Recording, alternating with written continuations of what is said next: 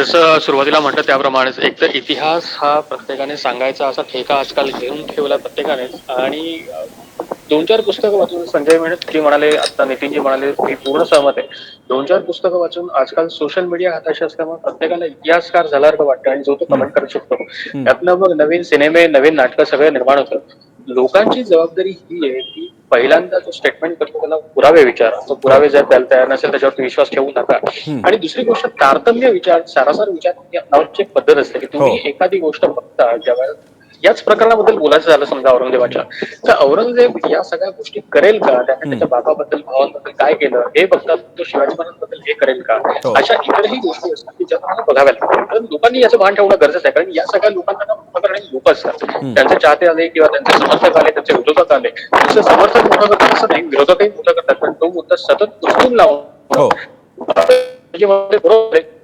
आता त्यांनी माफी मागितली, माफी उकरून काढली जाईल आणि पुन्हा तेच वर आणलं जाईल. त्यातनं पुन्हा तोच विषय सगळा जाईल. पुढच्या निवडणुका त्याच्यावरती लढल्या जातील. हो. या सगळ्या गोष्टी होत राहतात. त्यामुळे लोकांनी कमीत कमी हे समजून घेणं गरजेचं आहे, काय सत्य आहे, काय असत्य आहे. ऍटलीस्ट सेन्सिबल असणं हे लोकांच्या दृष्टीने फायद्याचं आहे. फायद्याचं मी अशा दृष्टीने म्हणतोय की भविष्यात विकास हा मूर्खपणे होऊ नये. बरं.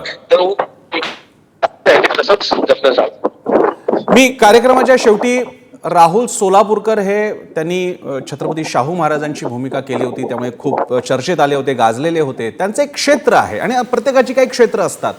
कदाचित तुमचा अभ्यास असतो, आवड असतो, म्हणून तुम्ही एखाद्या क्षेत्राबद्दल अभ्यास करता, आवडही निर्माण करता, पण तज्ज्ञता मिळते असं नाही. राहुल सोलापूरकर यांनी सगळ्यात महत्त्वाचं म्हणजे शिवरायांच्या बाबतीतल्या इतिहासाबाबतीत थेट आपल्याला दावाच त्यांनी केला आणि त्याचे पुरावे असल्याचा दावा, ज्यावर ते आजही ठाम आहेत, हे केलं, जे मुळात त्यांचं क्षेत्र नाही. राहुल सोलापूरकर हे इतिहास तज्ज्ञ म्हणून ओळखले जात नाही.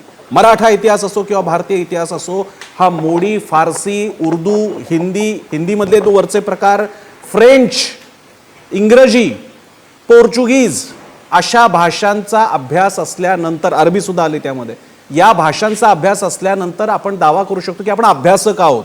त्यानंतर तज्ज्ञ होणं तर अजून जदुनाथ सरकार, राजवाडे वगैरे, राजवाड्यांच्या बद्दल आक्षेप आहेत इथे, सरकारांबद्दल आक्षेप आहेत इथे. अशा वेळी जेव्हा तुमचं ते क्षेत्रच नाही, त्या क्षेत्राबाबतीत आपण ठामपणे विधानं करता, त्यानंतर आपण थेट माफी सुद्धा मागत नाही, आपण दिलगिरी व्यक्त करता आणि मूळ घटनेबाबतीत अजून ठाम आहात की पुरावे आहेत, असं झाल्यास मग काय होतं ते आज उदयनराजे यांच्या विधानामुळे कळून येतं. आणि जो काही सगळा गोंधळ आणि सगळा गदारोळ उठलेला आहे, तीव्र भावना व्यक्त केल्या जात आहेत. आणि का नाहीत, विषय जर का शिवरायांचा असेल तर भावना तीव्रच आहेत आपल्या सगळ्यांच्या. याची जाणीव राहुल सोलापूरकरांना या निमित्तानं झाली असेल अशी अपेक्षा.